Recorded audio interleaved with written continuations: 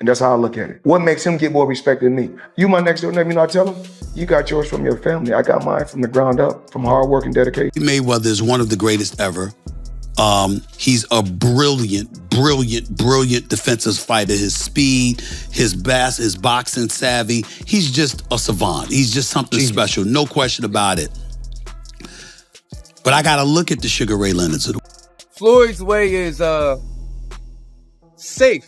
Not in a punk, but it's like the safe way, like nothing ain't gonna go wrong. But that's how he fight. That's his characteristic. Floyd Mayweather has erupted after Stephen A. Smith publicly downplayed his legacy, claiming Terence Crawford would beat him. Stephen had doubled down, insisting Floyd was never the greatest fighter of all time, and argued Sugar Ray Leonard was far superior. He went further, saying Mayweather's best wins came at lightweight, and that he failed to truly dominate higher divisions. Smith even brushed off Floyd's victory over Canelo Alvarez as unimpressive remarks that infuriated Mayweather, who refuses to let his career be diminished so easily. Not just about your skill set.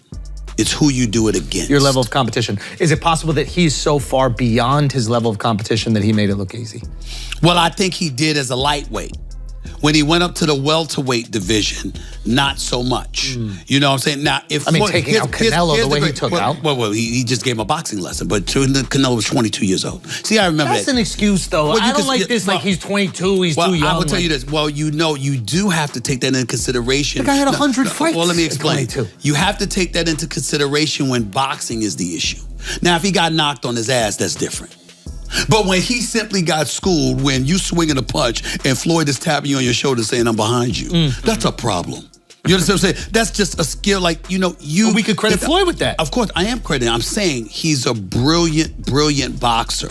You know, Floyd knew how to move before you even threw the damn punch. You see what I'm saying? You got to be a veteran to know how to overcome that. You can't put a novice into the ring with Floyd Money Mayweather. You understand? He's going to school you. What I'm saying to you is that if you want to make an argument on Floyd Money Mayweather's half, which I'm not summarily dismissing, I would tell you it's this. Floyd Money Mayweather was undefeated for the last half of his career with one hand. He constantly broke his hand. He constantly broke his hand. Boxing analyst Dawood entered the debate with a more measured breakdown, comparing Mayweather and Crawford through the lens of Crawford's stunning performance against Canelo. Bay admitted that, as a fan, he slightly favors Crawford in a fantasy matchup, but he also stressed balance. Crawford's masterful victory was historic, yet many rushed to claim it was greater than anything Floyd ever accomplished. They reminded everyone that Mayweather himself had already dominated Canelo years ago back when the Mexican star was still rising, and that dismissing Floyd's greatness for Crawford's shine isn't fair. For Bay, the truth is clear. Crawford deserves immense praise, but Mayweather's win was equally iconic and must not be forgotten. Bud goes about it a little bit better than Floyd in this sense. Floyd will when Floyd fought Canelo, he was standing right there. He wasn't running and all of that. He wasn't doing all of the stuff that they say, oh, a runner, Mayweather's a runner. He wasn't doing that versus Canelo. He was right there. And I can't even really remember Canelo catching him like that, like with nothing. With Bud, I could remember Canelo catching Bud a couple times, but Bud gave him the, all right, put your foot out. What's up? Boxing turn, boxing turn, boxing turn. And was really standing there and giving it to him with another type of energy. It was, the energy is more so all right, what's up? You can't beat me. Floyd energy be bop, I'm better than you. You see what I'm saying? They don't really be respecting that all the time. They'll acknowledge it yo, I ain't gonna lie, he hard to catch. But they be nah, you didn't beat me up. Bud go about his fights in a way where as though the Mexican fan base gotta be I ain't gonna lie, Canelo, he hollered at you. He came at you too. He didn't just be better than you. He was better, and then he was all right, I'm gonna come at you. And I think they really respect that. Shit, I respect it. I don't think it's not, I think the less you get hit, the better. I'm always gonna take it that way. So, you know what I'm saying?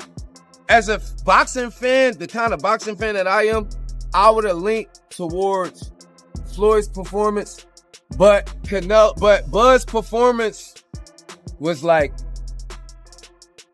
if I'm a casual fan, I'd rather watch the way Bud do it. Trainer Bozy Ennis spoke passionately about Crawford's place in the sport. He blasted critics who downplay Bud's achievements, pointing out that Crawford consistently embraces risk instead of avoiding it. In Ennis's view, Crawford thrives under pressure, willingly stepping into danger against the toughest opponents. That fearless mindset, he argued, is what sets Bud apart from his peers and secures his spot among boxing's all-time elite. Ennis urged fans to stop diminishing what Crawford has already done and recognize that few fighters in history have matched his daring versatility and sustained success. I think he could have got the stoppage.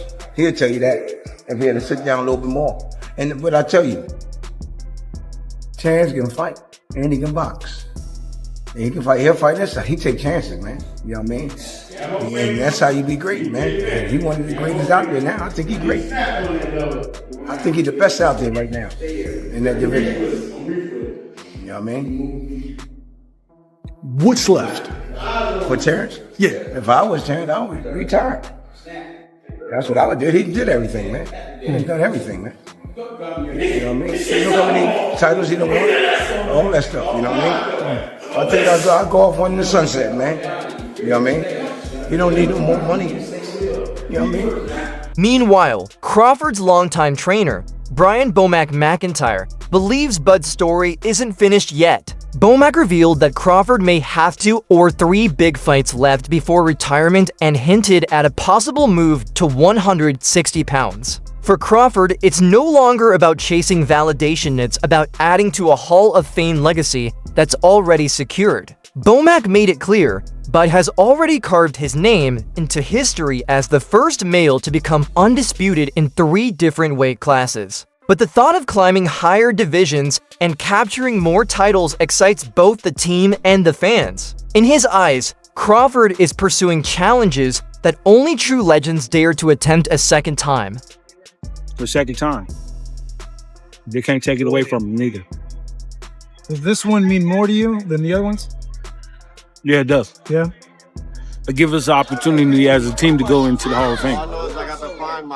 Instead of a fighter going in there, instead of a coach going in there, it gives us a better chance of going there as a team.